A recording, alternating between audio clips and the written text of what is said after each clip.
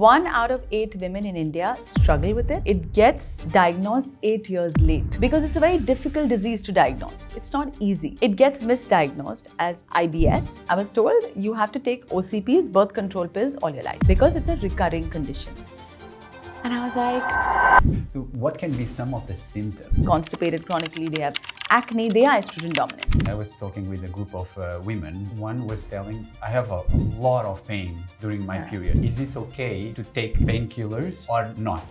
So just know there is no cure because women who fall in the age group of 25 to 44 will choose to stay childless and single.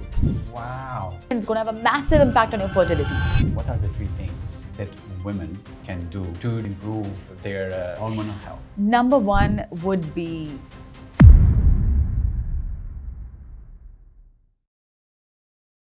for people who are watching, why should they spend the next 1 hour watching our conversation? I think whether it's men or women, this is a very important conversation. It's around women, health, periods, and these are things that are not spoken about very openly. Maybe a good place to start is maybe if you can share your story. At around 25, 26 is when I was diagnosed with endometriosis.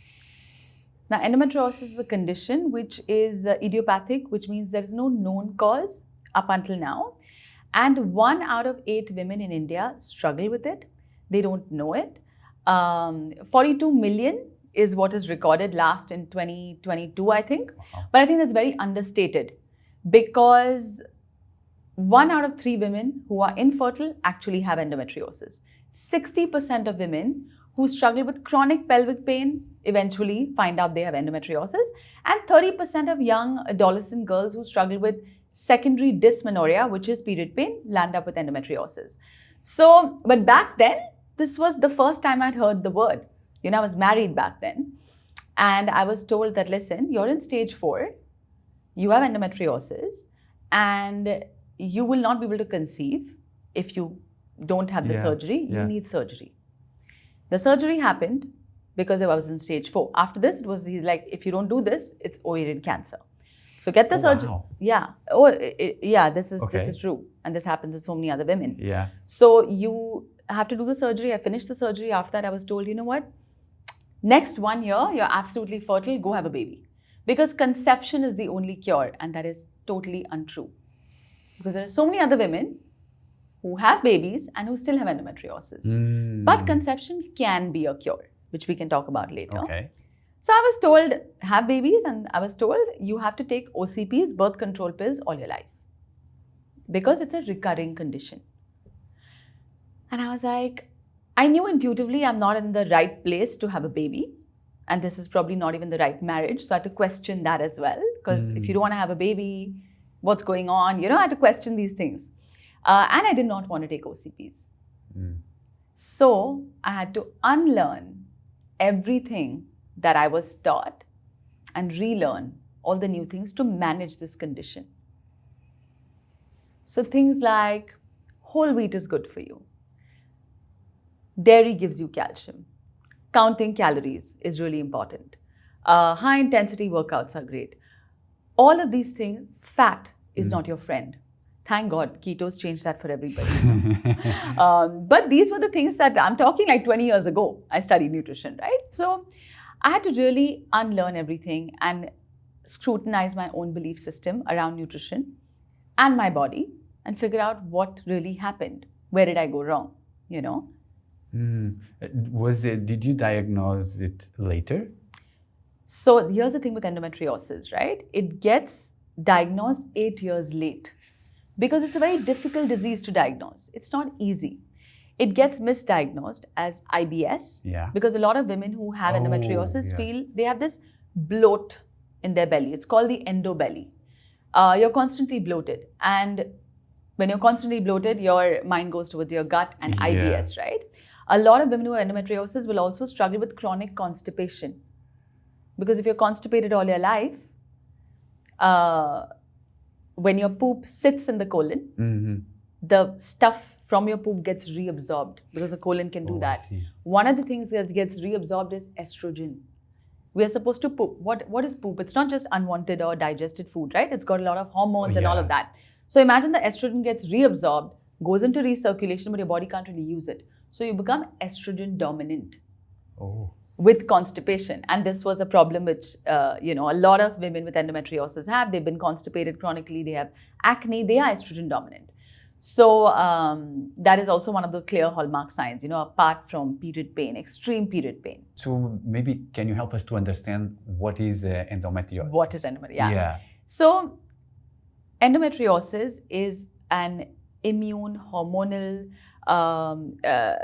genetic, systemic condition which is recurring. Yeah.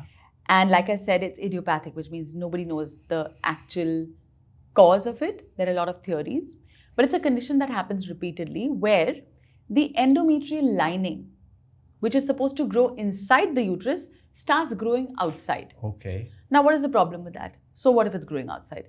The problem is it can start growing in different places other than inside the uterus, which means it could grow on your fallopian tubes, it could grow on your ovaries, abdomen, around your, all of this section, but also sometimes in eyes and lungs and stuff. But that's a different conversation. Okay. But endometriosis can grow other places as well.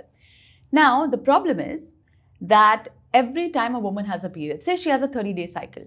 So when she bleeds on day 30, when you're bleeding and you don't have endometriosis, you will bleed and there's a clear passage for the blood and the endometrial cells to go out because the endometrial lining is crumbling and it's going out, right? Mm-hmm. Now, the crazy thing is when you get your period and you have endometriosis, all these other endometrial lining, which is happening in other places, they will respond the same way, which means they will also bleed. If it's on my ovaries and my abdomen area, it'll also bleed. But now there's no clear passage, right? Because it's not happening inside the uterus, it's happening outside. Now, I get the first period, the blood accumulates. Then the second time, again accumulation.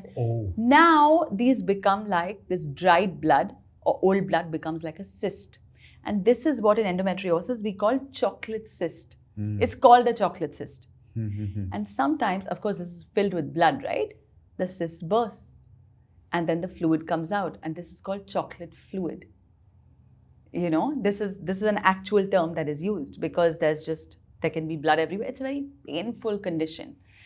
All women who feel like they are following a good lifestyle, and the good lifestyle is very important. If you're following a good lifestyle, and within 3 to 4 months of following a good anti-inflammatory diet, if they don't see a reduction in their period pain, there is something going on. Pain is your body's cry for help.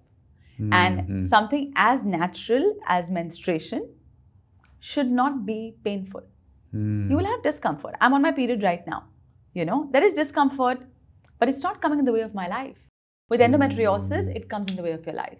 I have stitches here because as a child I've fallen because the pain used to be so much. I used to faint and fall. I would not go to school. I've missed family functions. Because of endometriosis? The pain is excruciating. Wow. When I finished my surgery, my surgeon came in and he tells my husband, your wife is really strong because for the last 8 years, every time she got her period, it's like having contraction pains. Imagine, that's how severe it is. And a painkiller is not going to solve that, right?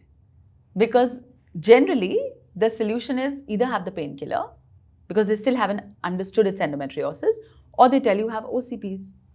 And birth control pills will completely shut down the communication. Because it's a heavy dose of estrogen, progesterone, or both, which is being inserted into you. Whoa. So also what I read, it's often called the missed disease. Why is that? Because it takes 8 years to get diagnosed. It's missed because it's misdiagnosed as IBS. Yeah. Or it can go undiagnosed. Like my mom had endometriosis, she just didn't know it. Because when I used to have, she's like, I had the same thing. But when I had you and your brother, the pain was gone. Because for some women, conception is a cure. Because what happens when we conceive, and this is so interesting, right? Why is conception a cure sometimes? Because when we conceive, our body produces a lot of progesterone. Yeah. When progesterone goes up, this estrogen dominance gets balanced. Oh, that's the reason. So a lot of times after, women don't struggle with fibroids, adenomyosis, endometriosis, things like that. But then for some women, and I don't know if you've heard of the term shikonomy. No. So shikonomy is apparently by 2030, this is just predictions, 45% of the women who fall in the age group of 25 to 44, will choose to stay childless and single. And they're doing this because they have now discovered women are breaking away from tradition, what my society wants, what my parents want for me. We're breaking away, right? So much is changing. And now a lot of women are realizing, you know what? It's so much nicer to stay single. Or I'm not maternal, you know, or I have a boyfriend, that's fine, but I don't need to be married because I don't really want to, whatever. Like there's a growing acceptance that there's some women who are not maternal. So what is happening at this prime age where you can conceive, you don't want to conceive. And then later on, you just decide to, sometimes women do want to conceive later on, and then they're infertile. But what is happening because of shikonomy is that at a primal level, we are not conceiving when we were supposed to conceive. So our body, like for example, my mom, she got a proper break. For 9 months, no menstruation, ovaries are not secreting too much of estrogen, and she got that rest. So her endometriosis went away. But women like me, I'm going to be 40 now, I've never tried to conceive or had a baby or all of that. I never had a break in my menstrual cycle, right?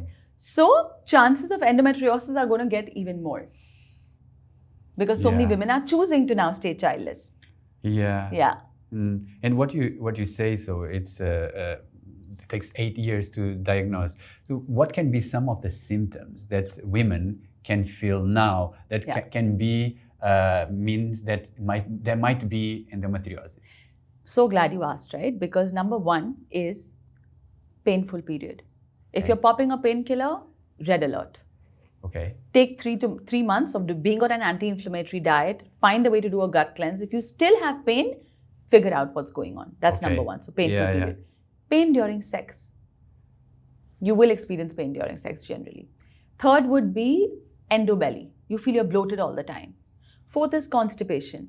Finding it very hard to poop. These would be the most, or even heavy bleeding. Sometimes you can bleed too much, or you can have too many clots when you are bleeding. These are all signs that there's a possibility it could be endometriosis. What people can do, because they're listening and I really want them to what I've noticed in my clinical practice is that CA125, it's a cancer marker. Okay, but when I start feeling a client is just not improving the way I want them to, then I get them to do CA125 because most often, this is not true for everybody, but most often CA125 will be above 35. So if that's the case, because a lot of times gynacs are like, listen, there's no problem. You're fine. Just take a painkiller. This is normal. I was told this. Stop being a drama queen. It's fine. But imagine 8 years later, I realized, shit, I was not a drama queen. And it's not, and my pain threshold is actually a lot because I'm having contraction type of pains, So anyway, I think women should go and do this one test because if it's above 35, you should insist on looking deeper into this problem. What is the test? CA125. CA125, it's a cancer marker. Okay. So people get a bit scared to do it, but it's important to get this done. Yeah. What is interesting, I was talking with a group of women before our conversation, and one was telling me, I have a lot of pain during my period. Yeah. Is it okay to take painkillers or not? So then that's exactly that. So I think what happens is that women consider as whatever is their situation, they consider as normal, even if they have a dysfunction, right? But what you're saying is that if there's any of the signs that you mentioned, then it's better to look for help, right? Because period pain is common, but it's not normal. Okay. A lot of times people be like how you were saying, she said, should I have a painkiller? Painkiller is just masking the problem. you know? Yeah. And again, maybe she has a different problem. She has painful periods because of a prostaglandin imbalance. Maybe it's something else. But if you've done 3 months of like eating really well and you still have pain, then it is a cry for help. Okay. Okay. So maybe you can tell. You said like for 3 months they can do that test that you're saying. Yes. What is it? The 3 months. What can they do for 3 months? So I'll tell you now. Conventional cure. You mean the cure for it, right? Yeah. So just know there is no cure because there is no known cause. When you don't know the cause, there are only theories. And we can talk about the theories if you want, but let's come to the cure first. The cure, there is no cure, but remission is possible. And it's a recurring disease. Okay. Right? Yeah. So if you don't take care, it's going to keep coming back. It's going to keep coming back. That's just how it is. So what you can do is conventional cure would be OCP, which is a birth control pill, or they'll say conceive, but like sometimes you're not even married or you don't have a steady boyfriend, whatever your thing is, right? You don't want to have a baby. And the third thing would be surgery. This is conventional cure. But if you don't want these things, then what do? Number one, you solve for estrogen dominance. Estrogen is an anabolic hormone, which means it makes things in your body. One of the things it makes is more endometrial lining, multiplies it. Right? What is that? The endometrial lining, which is growing outside the one, endometrial cells. Exactly. So if it's growing that, then you got to solve for estrogen dominance. How do you do it? Number one, you solve for constipation. Because if you're constipated, estrogen will recirculate. Number two, do a gut cleanse. Because you know what? In our gut, we have this microbiome called estrobolome. Have you heard of it? No. Estrobolome takes care of estrogen metabolism. So if you're estrobolome, if you have dysbiosis, which means you have too much bad bacteria, very less good bacteria, then your estrogen metabolism will be affected. So do a gut cleanse or whatever you need to do to take care of your gut so you don't have gassy, bloated, constipation. These are not normal things, you know. That's second. Third, there is an enzyme called aromatase. And this enzyme converts testosterone, even in men, by the way, to estrogen. So you have to find a way, women who have endo or even adenomyosis, find a way to reduce the aromatase. Less alcohol. Yeah. Nettle root tea can really help. And grape seed extract. These things will actually reduce the aromatase. So the conversion is better. Textbook supplements for endometriosis are selenium, omega-3 and vitamin C. This study was done a while ago. So instead of vitamin C, I would recommend a little bit more powerful antioxidant, especially if your condition is a bit more aggressive. These three together are amazing. And I think the last thing I would say when it comes to cure is, again, you can't heal something you hate. And most women who have endometriosis, they hate their period, of course. Because before your period is going to come, in anticipation of how difficult it's going to be, you start getting really stressed out, you know. So find a way to understand why you have the condition, you know, and find a way to make friends with it. Because only then you'll be able to heal it. Understand the condition. The minute you look at your fears openly and understand why it's happening, then the solutions start to come out, right? So this would be my 2 cents on it. But I just want to say that in no way do I mean that by doing all of these things, you're going to escape surgery. I couldn't escape surgery, you know. I had to go for surgery because it was stage 4. I needed it. And surgery is there for a reason. Surgeons are there for a reason. They save lives. They saved mine. You know, so it's very important that when you because some people have this, no, let me do it naturally. No, too late now. If you're stage 4, do the surgery and then take care. Or while you're doing the surgery, you know, even at that time, there's a lot you can do, right? Yeah. To prep for the surgery, post-surgery. Yeah. Then you can adopt a good lifestyle and all of that. But this is not a replacement for surgery if you're already late. Yeah. So what you say is like there's no cure. So, but what people can do, they can control it with what you just said. What is one thing that you wish you would like when you were there at the time suffering with endometriosis? I mean, I just wish that some doctor told me every time I went for this period pain problem, told me that, you know what, maybe check for endometriosis. Nobody told me that. right? Like every time I went to the gynac to say, listen, the pain is too much. I wish I was told that, oh, maybe there's something more than your pain threshold is not good, you're just doing drama, just take painkillers or OCPs. These were my only options, you know. Because I grew up feeling, oh, I'm such a weakling, you know, when it was exactly the opposite. This is only because of what I was told. Because obviously when you're 18 or 16 or whenever my pain had started, how would I know? Yeah. You know? Yeah. So I wish I knew that, because I would have saved myself a lot of trauma. So one is endometriosis, but there's also other conditions that affect women today. Yeah. What are other that are really important that women need to be aware as part of their hormonal health? Right. So there are so many things that happen, but I feel for the sake of this conversation, I wanted to think about the 3 or 4 most common period problems that women go through. I think the first one would be heavy bleeds, which means you bleed a lot, or very long periods, which also means you'll bleed a lot, right?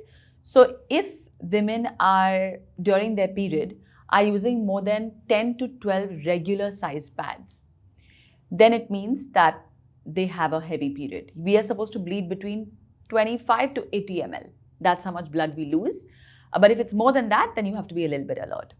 Now, with all of these period problems, I want to say it's important to go to a gynac and rule out endo, adeno, fibroids, and cysts, which are more than 4 centimeters. Because less than 4 centimeters, we can manage. But beyond 4 or 5, it becomes a bit tough. So these 4 things you need to rule out. And what are those 4 things? Adenomyosis, endometriosis, cysts, and fibroids. Okay. If these 4 things are ruled out, then, then this conversation will make sense. Because if you still have heavy period, then it means what? One is estrogen dominance. If your estrogen is too much, again, it'll build a thicker endometrial lining. You may not have endometriosis, but it's still building a thick lining. And that's what's shedding. So you could have heavy bleeds because of that. Second could be progesterone deficiency, lesser progesterone. Because we forget estrogen, progesterone has to have a delicate balance. A ratio of 300 to 500 is to 1 of progesterone and estrogen is ideal, right? And this is, we can talk about how women can know this, what the ratio is. But if your progesterone is too low, then you have relative estrogen dominance, right? Because of the ratio is not balanced. So you could have heavy periods. You could also have heavy periods because of perimenopause. Women above 35 and Indian women above 35 generally are already in perimenopause, whether they want to accept it or not. If period changes have started, mostly you are. So perimenopause can cause it as well. Low iron levels. So many Indian women, young ones as well, have very low iron levels. Because what are the sources of iron? Like we're not eating organ meats. When I have 100 grams of, say, chicken liver, I'm getting, I think, anywhere between 12 to 15, or maybe that's a bit much. But if I'm having even chicken, 100 grams of chicken breast, I'm getting 1.3 mg of iron. I need anywhere between 18 to up to 20, 23. So there's, and vegan sources, the bioavailability is horrible, So very important, if you have heavy periods and you've already eliminated all the other things that I'm saying, maybe your iron levels are low. Go check your ferritin panel. Yeah. And if you're low, then start supplementing. Natural food is not getting you there, unless you're eating tons of like I said, organ meats, which is not possible. So low iron levels, high prolactin. Sometimes women have actually not sometimes, a lot of women have high prolactin levels. And that high prolactin can also cause heavy. What is that? Prolactin is actually a hormone that your body makes when you are pregnant, so you can lactate, so you can produce breast milk. But a lot of times because of stress, inflammation, because of a B6 deficiency, women have high prolactin levels. So if, and again, this is very common, so if anybody is listening and they have high prolactin, the textbook to solve this problem is you cut back on dairy for 3 months. Indians don't like hearing this because we love our milk and we love our chai and we love our yogurt, but this is better than taking cabergoline. Cabergoline is a medicine that your doctor will prescribe if you have high prolactin, right? So cut back on dairy for 3 months. Go on the protocol of ZEB6, which is zinc, vitamin E, and B6 for 3 months. Your prolactin will come down, you know. So all of these things cause long and heavy bleeding. And like I said, heavy bleeding is when you've used more than 12 pads in one period. Yeah. So if anyone watching knows that they're using 20 or more or 15 or whatever, look into this, right? Then the second thing would be painful periods. Now painful periods, again, once you've eliminated all these things, you don't always have to have endo if you have painful periods. Sometimes, and this is where most of our clients fall, if they have painful periods and we've eliminated endo, adeno, all of this stuff, you know what the problem is? It's prostaglandins imbalance.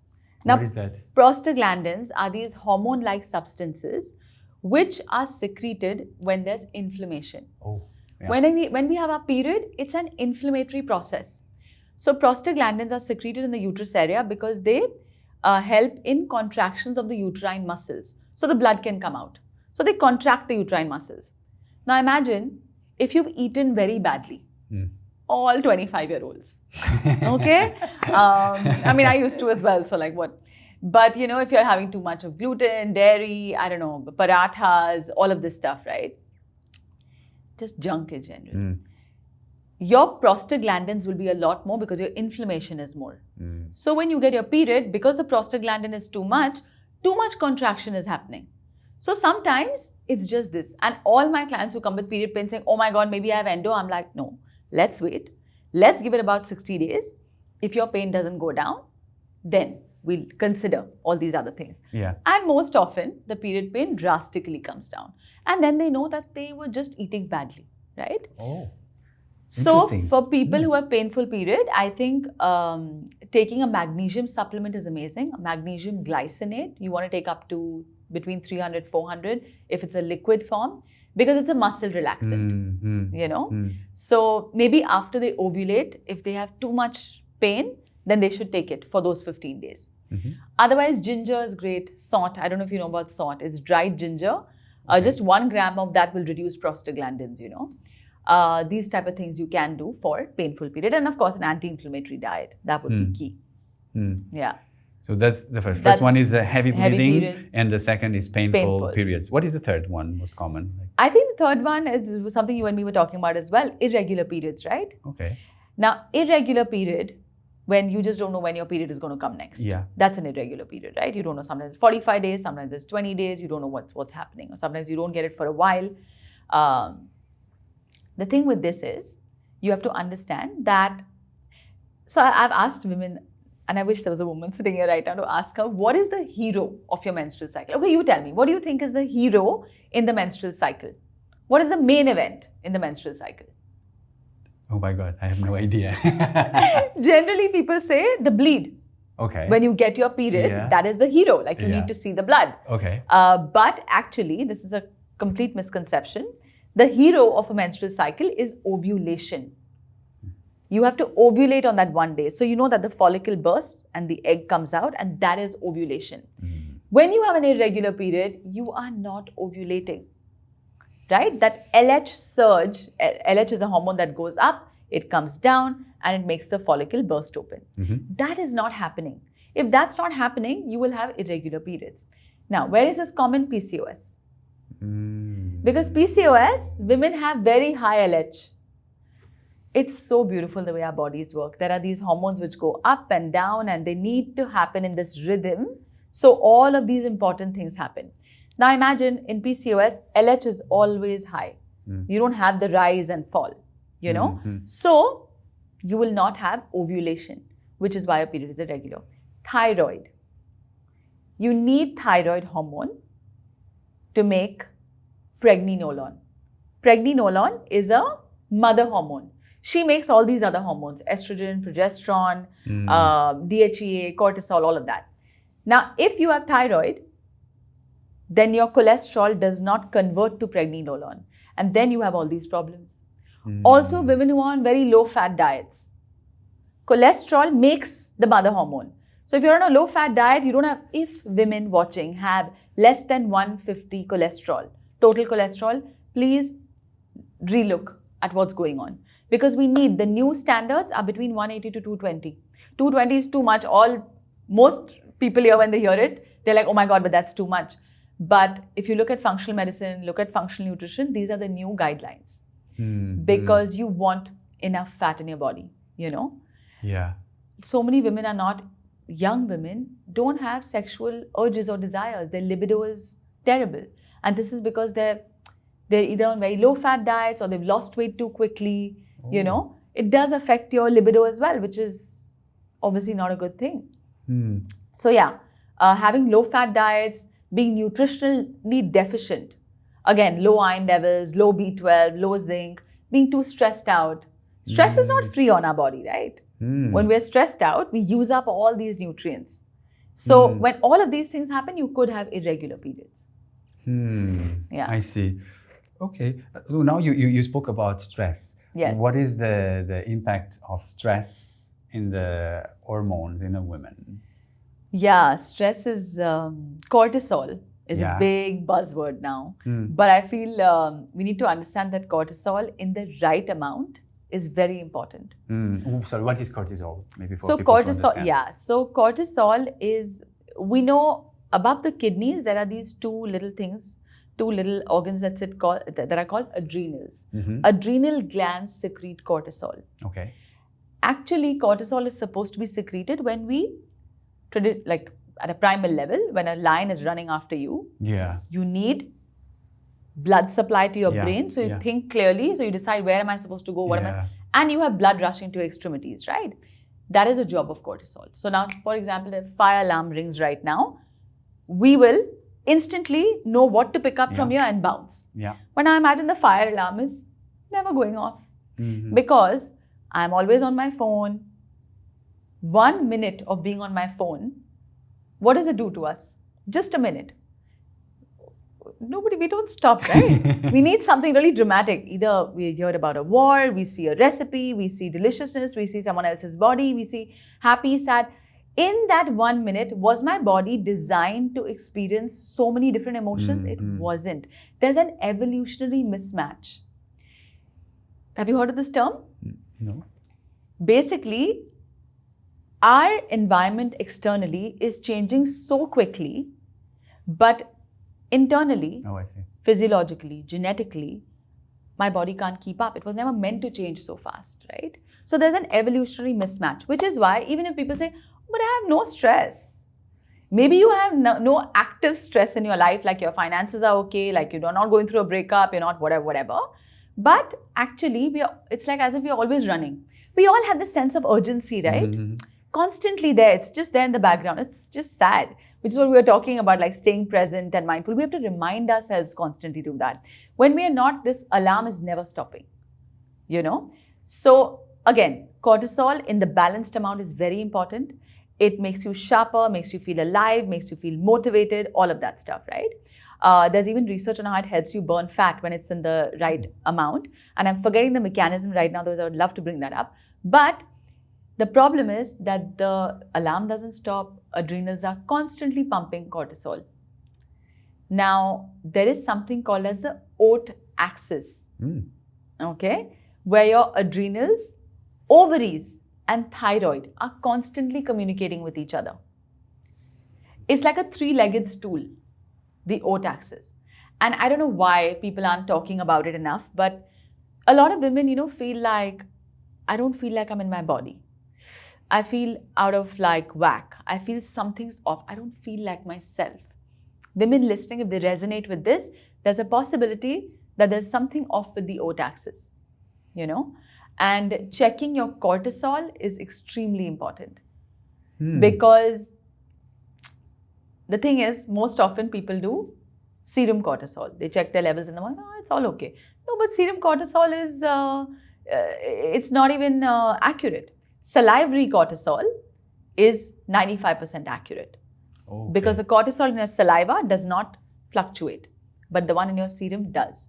So I always tell my clients, if I feel like there's too much stubborn weight, they're on hypothyroid medication and they're not improving, they're on OCPs, OCPs makes everything very tricky, But the point is, a lot of times I'll tell women, do your salivary cortisol test, which is 4 times in the day. You spit into this little tube that comes in. They send you the kit, and you see what your cortisol is throughout the day. It gives you a couple of other very interesting levels as well, which can tell you what's happening with your gut and how is your gut handling things, all of that. But doing a cortisol, like a salivary cortisol, it's called the stress index test. So women listening, it's hard to do it sometimes. We offer it. We have this one program where we offer this test as well.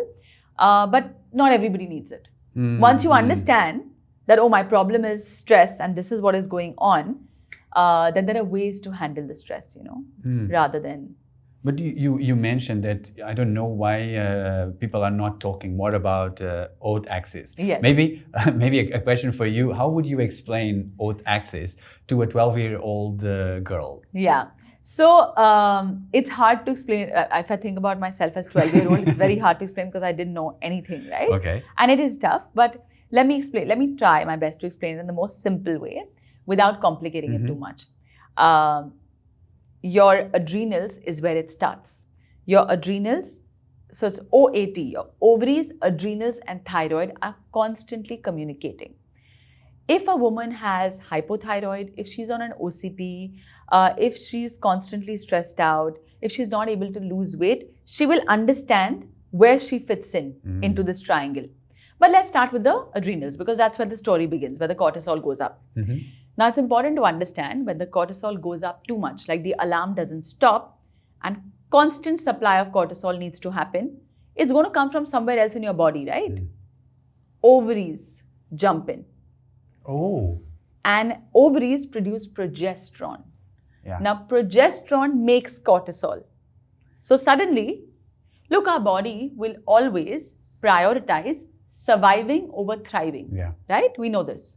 So progesterone, which is a progestational hormone, it helps me relax, creates GABA, makes me want to feel like, makes me get pregnant, all of that stuff. It's thriving. But your body needs to survive. So progesterone goes and makes cortisol. Okay? Wow. Really? Yes. And it's called the pregnenolone steal. But you said make it very simple. Yes, so I'm trying to, So progesterone goes, all right, in the most layman terms. Now, if progesterone is gone to make cortisol, what happens? Suddenly, I told you about the estrogen-progesterone ratio, right? Yeah. Now, progesterone is gone. Estrogen is dominant. So, suddenly, you're estrogen dominant. You can't lose weight.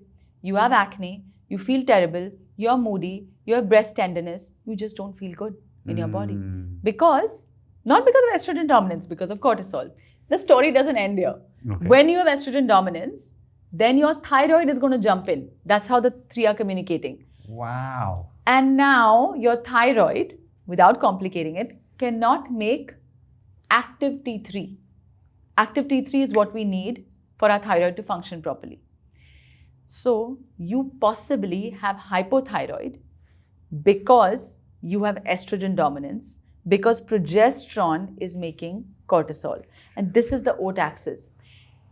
Now, if someone is on the pill, on the hypothyroid pill, levothyroxine, or if they're taking birth control pills, suddenly they can tell what the problem is and where the problem is. You didn't need to go on the thyroid pill.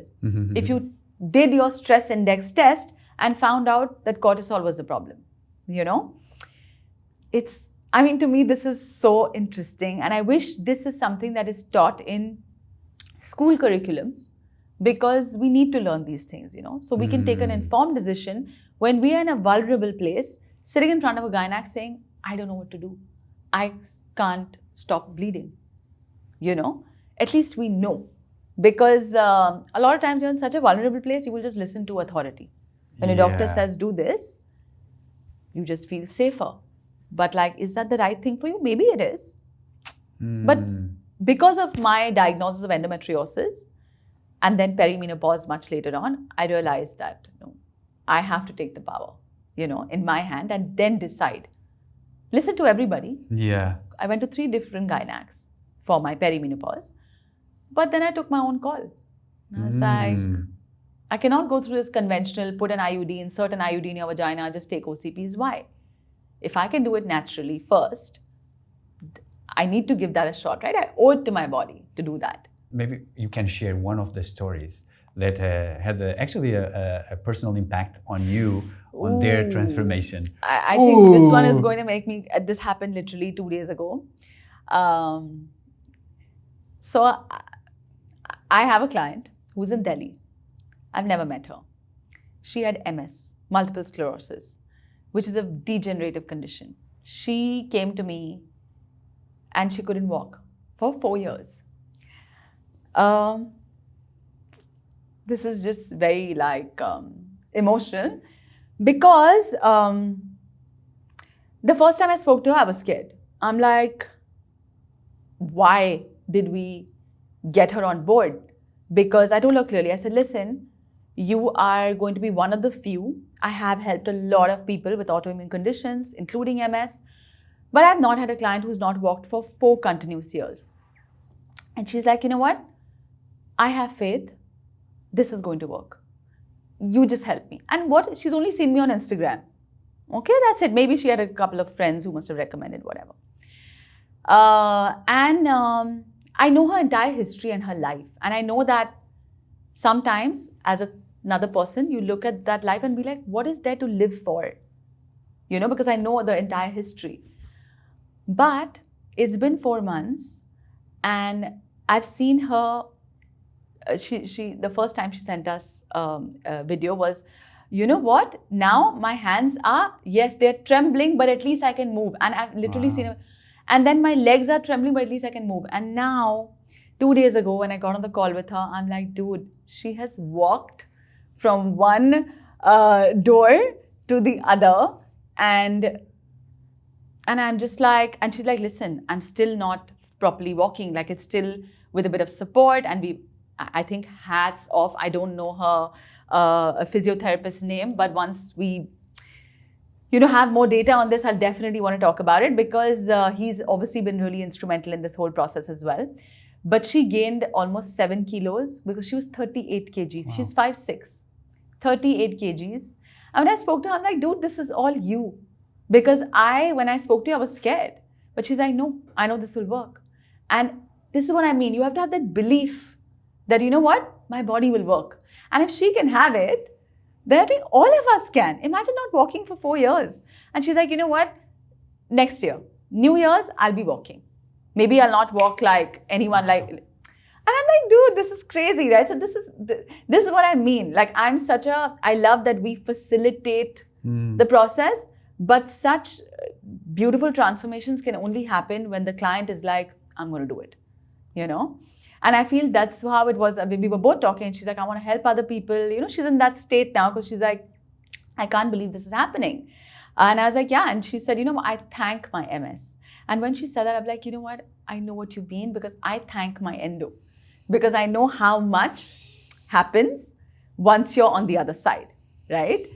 And we were both bonding on this and it was so nice, So yeah, this would be one of those stories which are just like, it'll always stay with me. Wow, what a story. So one was about the belief. She believed that she knew that she was going to cure it, right? And second, you guided her.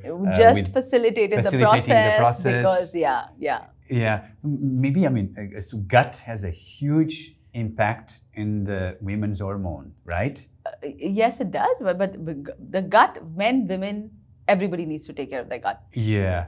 Gut is where it all begins, right? Like 80% of your immune system is in the gut. 90% of your serotonin, which is your happy hormone, is secreted in the gut. Your gut is like your second brain. It has, I don't know, I forget the number now, 500 million or 200 million something neurons which go back and forth. Like it has its own enteric nervous system, right? If your gut is not okay, because of the bi-directional conversation that your gut and brain are having, you'll not feel okay. Yeah. Talk to somebody who has chronic constipation or has IBS all their life. They don't feel safe. They constantly feel anxious. We do this gut cleanse program. When I started it, I wanted 30 people. 30 people. I had one nutritionist who had kept dedicatedly for the gut cleanse. Today we have 500, up to 500 people in a month who do it. Wow. It's insane because people are seeing such great results, people who follow it. There are people who don't follow it, and then that's up to them. And of course, sometimes, for example, someone with MS or massive gut issues can't be doing a gut cleanse program. You need more help, right? But this is a community-based program.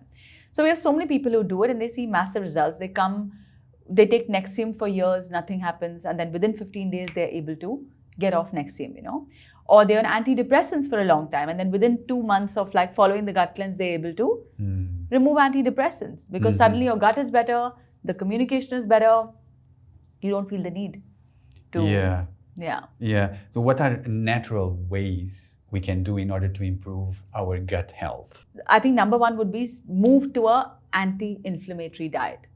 I like to follow the EASE protocol in my gut cleanse. EASE is EASE. E is eliminate all the inflammatory foods. A is the addition of all the anti-inflammatory ones, all the good stuff added in. Rice, white rice is actually better for you than brown rice. Avocados, nuts, these things are all anti-inflammatory, right? The sweet potatoes, these are the kind of carbs. S is support. You will have to find ways to support your gut by doing an emotional cleanse as well. See, it's very important I think no health journey is complete without emotional well-being. Yeah. So I always tell my clients who are doing the gut cleanse, sit for 20 minutes in the morning, half an hour, how much of a time you can give by yourself, and just come in the moment. Yeah. Decide what you want to do. Just come in the moment and sit with your emotions. It's really important. So that would be the S. And then E again is the enrich phase. Because you have to add a lot of things back. I see.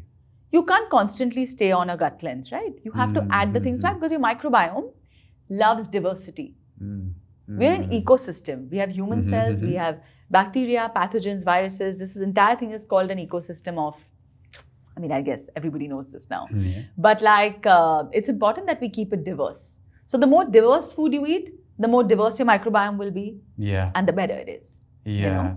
Okay, so I think we've gone. No, I think, but it's nice because that's what the work that you did with that woman was about the gut. So that's how I thought it was important, at least to give us how can we have a healthy gut. But if we come back to women's hormone, then tell what's your advice? What are the 3 things that women can do. To improve their health? Hormonal health. Number 1 would be balance your blood sugar levels out. You cannot have hormonal well-being without stable blood sugars. That's key. So I always tell people, stop getting up in the morning and eating fruit if you already have hormonal problems. Because there are some people who have no hormonal problems, do what you want. You're happy, fine. But I'm talking to the women who already have these problems. Yeah. There are so many. So you cannot wake up to fruit or a glass of juice or anything with carbohydrates. Ideally, wake up to a teaspoon of ghee, butter, coconut oil. These are good fats, right? Wake up to fat because it'll keep your blood sugar stable rather than, eating a banana first thing in the morning or having a glass of orange juice, right? So I always say that, wake up to fat first. That would be number 1. Second, throughout the day, make sure you're getting enough fiber in if your gut can take it because you want to keep your blood sugar stable. Right? If your blood sugar is not stable, it goes up and down, and your insulin goes up and down, that again is inflammatory in itself. So it's very important to do this. I think the second thing would be, this is a very basic advice, but so important, add enough protein. Find a way to get at least 1 gram. 60 grams of protein is the most basic. Some people get 20, 30, especially vegetarians or vegans. It's very hard for them. Or if they do get a lot, then they're having a lot of carbohydrates as well with it. Yeah. So then it's a bit of a you get a bit stuck, how do you manage? So, but protein is also very important. Third thing I would say is sleep. Sleep has such a massive impact. Start deciding who you will chill with after 9 p.m. because it's very important. Between 10 to 2 a.m. Is your juice of your sleep. That's when the restorative enzymes, repair enzymes, those are released. So a lot of clients say, oh, but I sleep for 8 hours. I get 8 hours. What time are you sleeping? 2 o'clock, 1 o'clock, 3 o'clock. So that's not going to help, right? It's going to make you age faster. It's going to have an impact on your insulin. It's going to have a massive impact on your fertility. So if you want all these good things, then please choose what you're doing post 9 p.m., So find a way to sleep better. And I mean, again, look, I'm close to 40. So anyone hearing at 25 will be like, what is she talking about? And I get that because at 25, I was You were also there. I was doing it. I was in Dubai, so a lot of shisha and I've ruined my system in that sense, right? Shisha. Yeah. Exactly. So I've done a lot of that stuff. But so I get it. But like, if you're really struggling, like for me, endometriosis happened and then everything changed, right? So I hope that someone doesn't have to reach that state to change so much. But if you can, find a way to sleep early at least a couple of nights in the week. And one thing I want to say is early dinners.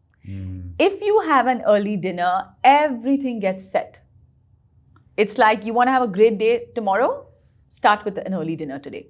I have my dinners at 5:30.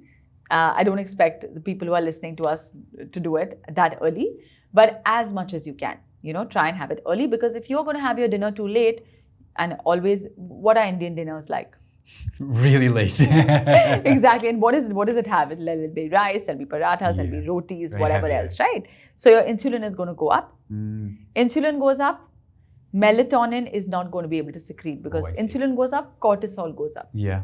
Melatonin, which is your sleep hormone, and cortisol compete with each other. Yeah. And cortisol will always win. So then you'll be awake. Then suddenly you'll be like, oh, now I can't sleep. Or they'll say, oh, I try to sleep, but I can't sleep. You're trying to sleep and you can't sleep because your cortisol is up. Melatonin has not kicked in. So if after 6 p.m. you don't have anything heavy, keep your dinner as a snack, then your melatonin gets a chance to be secreted, and then automatically you'll feel you'll feel like you want to sleep early. Also, dim lights. I don't know, do you do this? I do it. After 6 p.m., I mean, it's been a while for me now, but now more so I've started just lighting candles. Yeah. It is, you get such, you just wind down. Like you just feel like you're with it. You're with your body. It's what your body wants. It's what it needs, Yeah. But yeah, some people instantly resonate and some people are just like. Really good. So we already know what to do. What are the 3 things to do? Yes. But what I find very interesting, you said something at the beginning that for women, like you have to believe that your period is your power. Yeah. And that comes a lot on your mental and your emotional. Like, what are ways for women to feel exactly that period is my power? So for all the women listening, right, and who feel like, what is this nonsense? I just want you to know this is years of conditioning.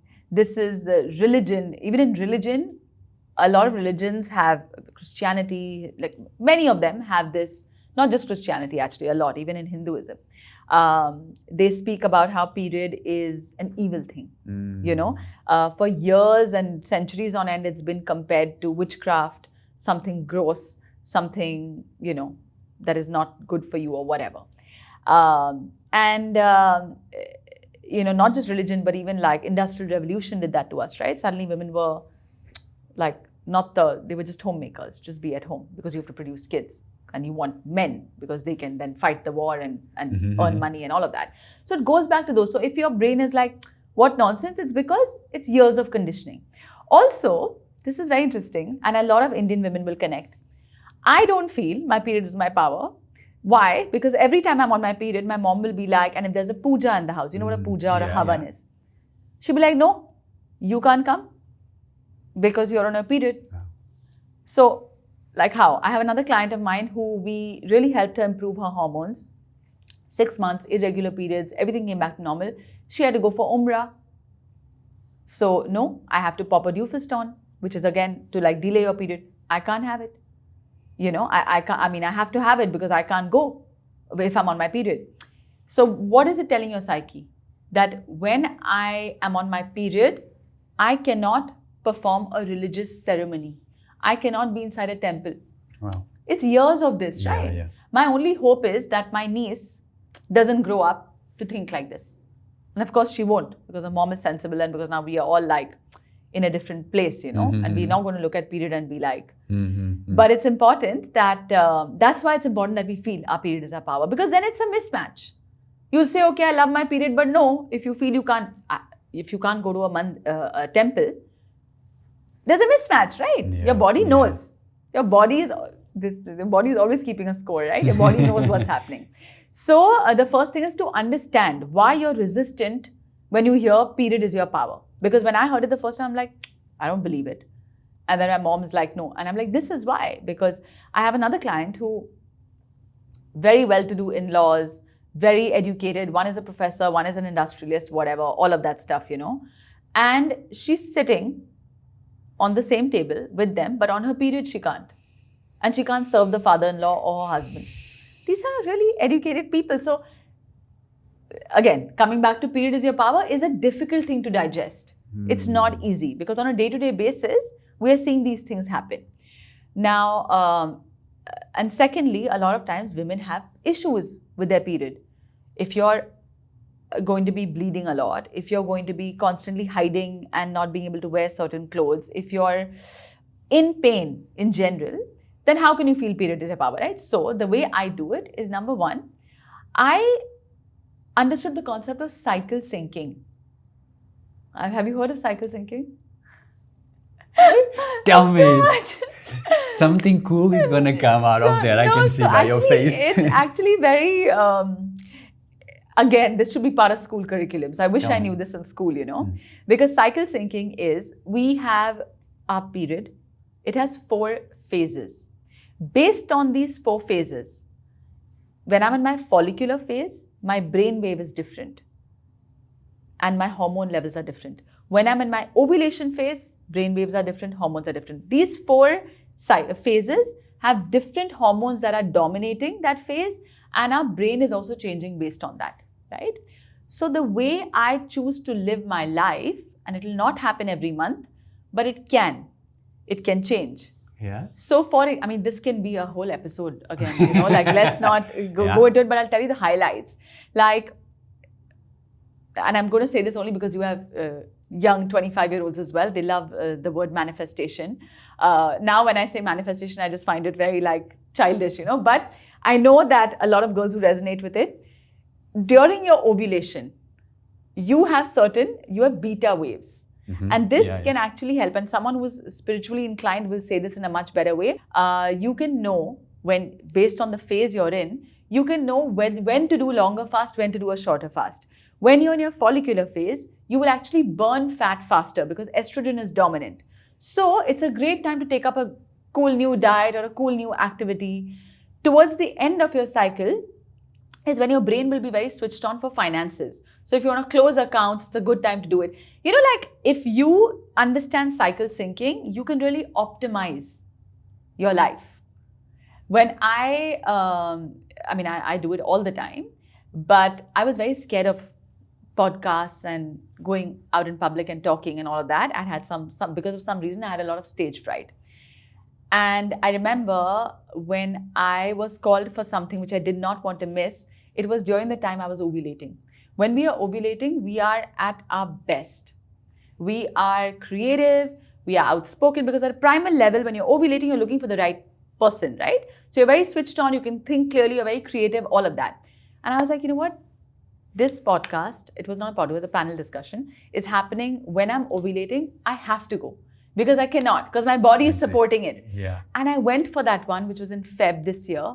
And after that, it's just been, because I got over that. I'm not saying that, I'm just saying this was my interpretation, right? This is how I started to feel, oh, I can lean in to where my period is taking me, where my hormones are, and actually make my life a lot better. So you have to make your own meaning out of it. I always tell clients, I do workshops on this, you know. It's a 4-hour-long workshop where we talk just about cycle syncing and what to do when, how to eat so you can optimize for LH surge and, you know, get your period, etc. So like I said, it's a 4-hour-long session. And that I always tell women that if you don't feel your period is your power, at least understand cycle syncing so you can feel more compassionate towards yourself. Because you're not supposed to do high intensity interval training when you are closer to your period. Just don't do it. because your progesterone is going to suffer. Maybe you're young right now, you can manage it. Later on, it's going to bite you in the ass, you know. So I think understanding cycle syncing is the first thing I did to start feeling or leaning into this, my period is my power, you know. Yeah. Well, that's super interesting. What is like one thing that they can do in each of that phases? Like I said, it's you can change your activity, your food, your workouts, who you choose to hang with. Because if you have, I have one for your audience, but I'll tell you. So you can change all of these things, when to fast, based on the phase you're in, all right? But let me tell you one for your viewers. So if you have a date, okay, that you're really looking forward to and you feel that this guy's out of my league, or if you have a presentation and you feel like you can choose when you want to do it, but you're a little bit stressed out, the best time to do it is when you're ovulating. Because when you're ovulating, your lips are plumper, you feel better, you feel good about yourself, you are open to communication, your brain waves are such that you're open to even listening. Sometimes we don't want to listen to the other person. Talk to a woman when she's in her luteal phase, which is closer to, she just want to listen, you know? It's like, please, yeah, like, but leading up to ovulation and a little bit after that, you're still in a different zone. So if you have in short, if you have a date that is out of your league, the best time to do it is when you ovulate, you know, because you'll feel very differently about yourself and then attract very differently. Yeah. Well, this is super interesting. I think also for me as a man, it's been very enlightening to be more aware. And I think we're coming to the end, like what is something that men need to understand about periods that will help with their relationships with their spouses or girlfriends? Yeah. I think men first need to sit with the discomfort of period, pads, tampons, blood. They need to be okay with how they are feeling uncomfortable. Like understand that you will be uncomfortable and sit in the discomfort, right? That's very important because then you'll overcome the awkwardness around it. So that's very important. The second thing is understand that women have these 4 phases, and in these 4 phases, she will respond differently because as a man, you are working on a 24-hour testosterone cycle, 24 hours. So you have more, I won't say balance, but you have a very different rhythm. Yeah. A woman works on a 28-day progesterone estrogen cycle. So for both of us, mood, libido, performance, sleep, these 4 things will be different. Yeah. Yeah. So you can't expect your woman, if she is in her luteal phase, to, you know, be okay or available to like have sex with you, for example. That may not happen. Initially, yes, and it's so important, by the way, it's very important, and I want to say this because a lot of young girls these days are struggling with low libido levels. If you are not horny, you are not healthy. Because for you to be horny, and I'm saying horny because I know it's exaggerated, but if you're not feeling sexually attracted to anybody, it is a problem. Because for you to feel that, you need to have all these levels in place. So having a sexual desire or feeling like, you know, being with someone, intimate with someone is very important. And again, if, and this is for men as well, if you're traveling and you know your woman is ovulating, get her a toy. Or women should like indulge if they have to, because sexual well-being is very important. It's not spoken about openly. I would, if I was in Dubai, I'd not be talking about it, you know. But here, I know that it's okay to talk about these things. No, but it's interesting because I think sometimes for men, it's just, we just see, okay, women, they change their moods, but there's more than that. More to it. Much more than, like I said, our brain waves change, you know. Exactly. So of course our mood is going to change. The way we think changes. So of course, like, very good. So we're coming to the end. Yes. And I want to ask you, so what is one thing that you want people to remember from this conversation? I think for me, the goal was to create an awareness around endometriosis. Yes. That was the major thing. And I feel like it's very important for everyone listening, or if you have, somebody else, some other girl in your life who's struggling with period pain, please encourage her to dive deeper and see if she has period pain, which is unbearable, if she has pain during sex, if, like I said, she has heavy bleeding, or she has IBS type of symptoms which just don't go away, which seem like unexplained, It's very important to look into it, because otherwise it can lead to cancer, it comes in the way of your life, completely takes away the quality of your life. I also know some women who struggle with relationships. They're like, oh, I just rather be alone, because like, who wants to take care of somebody who's constantly like, you go in your shell. I've had that as well with a couple of clients. So it's really important that you understand what is the problem, because maybe your disease, like how mine took 8 years to diagnose, maybe you're in that phase. And that's why there's misdiagnosis, or it's gone undiagnosed. So that would be the biggest takeaway. If you have period pain, dive deeper. Yeah. Also, what you said is about being curious. Be curious, and keep exploring and keep getting to know yourself better. Correct. Wow, this was so good, Rashi. Thank you. Thank you so much. I think for me, it's about. I think this conversation. It's an important conversation that I think not just women but also men needs to have more. Yeah. So I think for me it was very important as a man, and I hope it can help educate other women also. Yes. I hope so too. Yeah. Thank you so much for having me. This was so nice, and thank you for giving me the space to just speak. Thanks a lot.